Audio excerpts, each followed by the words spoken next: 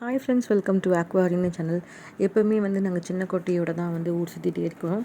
பெரிய பையனை எங்கேயுமே கூட்டு போகிறதில்ல. ஏன்னா அவன் டோட்டலி உட்கார்ந்தா கீழே விழுந்துருவான். அந்த மாதிரி இருக்கிறதுனால என்ன பண்ணுறதுனே தெரியாமல் இருந்துச்சு. ஸோ இந்த வாட்டி எங்கள் பாட்டிக்கு ரீசெண்டாக உடம்பு சரியில்லை. அவங்களையும் போய் பார்த்துட்டு ஒரு அட்டண்டன்ஸ் போட்டு வரலான்னு சொல்லிட்டு சர்வீஸை தூக்கிட்டு நாங்கள் போகிறோம். ஸோ கிரி சென்னைக்கு வந்த உடனே போரூர் பக்கம்லாம் போயிட்டு கடைக்கெல்லாம் போயிட்டு கொஞ்சம் சின்ன சின்ன திங்ஸ் எல்லாம் வாங்கிட்டு பாட்டி வீட்டுக்கு அன்றைக்கி சீம்பால் செஞ்சுருந்தோம்ல, அந்த சீம்பால் கொண்டு போய் கொடுத்துட்டு வரலான்னு சொல்லிட்டு கிளம்பி போகிறோம். இதான் எங்கள் பாட்டி வீடு.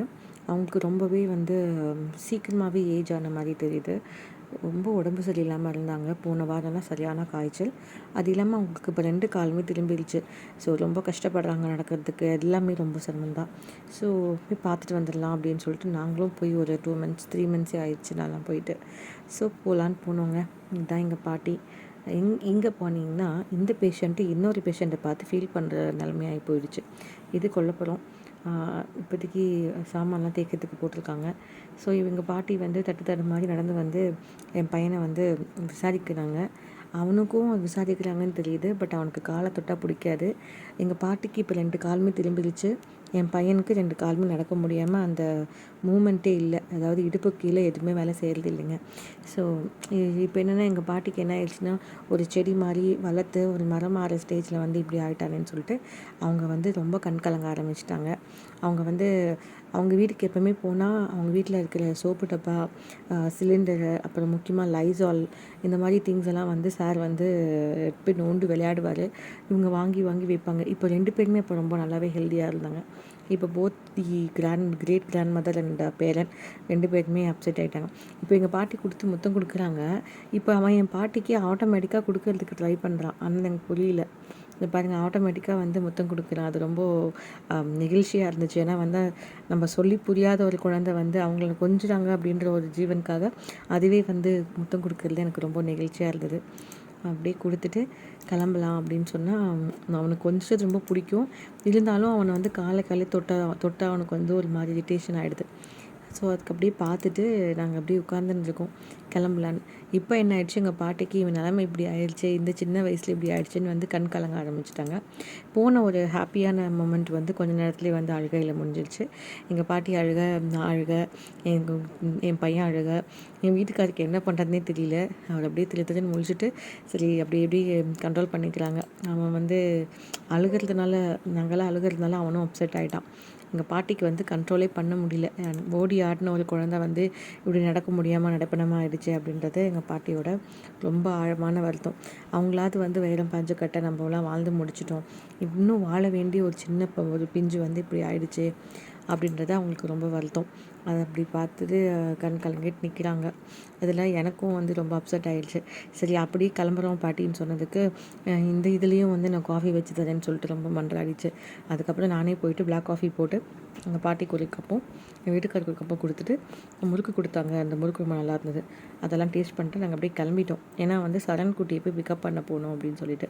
ஸோ நாங்கள்லாம் அழுதுனால இந்த மொமெண்ட் ரொம்ப சேடாகிடுச்சு. ஸோ கிளம்புறோம், வாங்க இப்போ வீட்டுக்கு போகலாம்.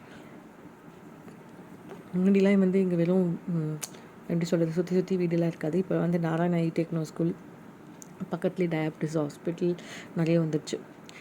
இது கொய்யா மரம், அந்த பக்கம் நெல்லிக்காய் மரம், அப்புறம் லெமன்லாம் அங்கே இருக்குது. நெல்லிக்காய் மரம் இப்போ தான் வளர்ந்துட்டு வருது. அவ்வளோதாங்க, இந்த ஹோம் டூர் முடிஞ்சிச்சு. அப்புறம் அப்படி கிளம்பலான்னு பார்த்தா இப்போ மழை தூர ஆரம்பிச்சிருச்சு. அதுக்குள்ளே ஓடணும் அப்படின்னு சொல்லிட்டு நாங்கள்லாம் கிளம்ப ஆரம்பிச்சிட்டோம். இவருக்கு ஃபோன் கால் கட் பண்ண முடியாமல் வெயிட் பண்ணிகிட்டு இருக்காரு. அவ்வளோதாங்க. இங்கெல்லாம் மாமரம், இந்த மாமரம் நீலம் மாதிரி ரொம்ப டேஸ்ட்டாக இருக்கும், நீலம் பழம் அப்படின்னு சொல்கிற மாதிரி. அவ்வளோதாங்க, எங்கள் ஹோம் டூர் முடிஞ்சுது. அப்படியே கிளம்பலான்னு இப்போ சர்வீஸை தூக்கிறதுக்கு போகிறோம். பாட்டிக்கிட்ட நீங்கள் தயவு செஞ்சு வெளியில் நடந்து வராதீங்க, நாங்களே கூட்டிகிட்டு போகிறோம்னு சொல்லிட்டு நாங்கள் கிளம்புறோம். வீட்டில் ஆல்ரெடி அவங்க மெய்டு இருக்காங்க. அவங்க வீட்டில் திங்ஸு பார்த்துக்கிட்டு அவங்க இருக்காங்க. நாங்கள் அப்படி கிளம்ப போகிறோங்க.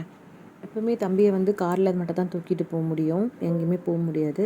பீயிங் ரொம்ப பக்கத்தில் இருக்கிறதுனால நாங்கள் என்ன டிசைட் பண்ணோன்னா, நம்ம வந்து 2 வீலர்லேயே போயிடலான்னு சொல்லிட்டு, அவனை தூக்கி நடக்கிறதுலாம் ரொம்ப சிரமம், சின்ன வேலை கிடையாது. இருந்தாலும் நம்ம அந்த குழந்தைய வந்து ட்ரை பண்ணுவோம், தூக்கிட்டு போவோம்னு சொல்லிட்டு வர வர வர வந்து கற்கள் கட்டிடுச்சு. பாருங்கள், மேகம்லாம் அப்படி இழுத்துட்டு வருது. பொள்ளாச்சி சைட்லலாம் வந்து கற்கள்னு சொல்லுவாங்க. நான் டக்குன்னு அதே ஸ்லாங்கில் சொல்லிட்டேன். இந்த ஊரில் வந்து மேகம் வந்து இருட்டாகுதுன்னு. ஸோ நாங்கள் 3 பேரும் 2 வீலர்லேருந்து பாட்டி வீட்டிலேருந்து எங்கள் வீட்டுக்கு நோக்கி செஞ்சு போயிட்டுருக்கோம். பாருங்கள், அந்த கிளைமேட் எவ்வளோ டூமியாக பார்க்கறதுக்கே வேறு ஏதோ ஊட்டியோ வேறு ஏதோ லொக்கேஷனில் இருக்கிற மாதிரி இருக்குது. அந்த ப்ளூ கலர் வீட்டை பற்றி சொல்லி ஆகணும். அங்கே திருக்குறள் வந்து நல்லா தங்கம் அந்த பதிச்சு எழுதின மாதிரி எழுதியிருப்பாங்க. இந்த வீட்டில் தமிழ் வாழ்க அப்படிலாம் போட்டிருப்பாங்க. முன்னாடிலாம் அந்த வீடு ஒன்று தான் வந்து ஞாபக சின்னமாக இருந்துச்சு. இப்போது நிறைய வீடுகள் வந்துருச்சு. இப்போ இந்த இடித்து வச்சுருக்கிற ப்ளேஸ் வந்து என்னோடய ஸ்கூல் மேட் சாய்லவன் சாய்குஷ் அவங்களோட வீடு. அதை இடித்து வச்சுருக்காங்க. இது எனக்கு பார்க்கும்போது பழைய ஞாபகம் வந்துச்சு இந்த ரோட்டுக்கு வரும்போது. அண்ட் இது வந்து ரொம்ப ஃபேமஸான சுவாமிஸ் பிஸ்னஸ் ஸ்கூல் நினைக்கிறேன். பிஸ்னஸோ இன்டர்நேஷ்னல்னு தெரியல. அந்த ஸ்கூல் நாங்கள் போகும்போதும் வந்து குழந்தைங்கள்லாம் பாஸ் பண்ணிச்சு. என் பையன் வந்து பார்த்து ரசிச்சிச்சு. இப்போது நாங்கள் வீட்டுக்கு போகும்போதும் அதே மாதிரி குழந்தைங்க வந்து க்ராஸ் பண்ணி போகுது. ஸோ செக்யூரிட்டி வந்து அவங்கள ஸ்டாப் பண்ணிவிட்டு நாங்கள் போனதுக்கப்புறம் அனுப்புகிறாரு.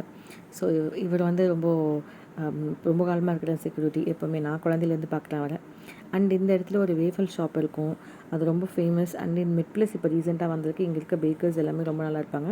இதுலேருந்து ஒரு 3-4 தெரு தள்ளி பார்த்தீங்கன்னா ஒரு நல்ல பேக்கர் இருக்காங்க.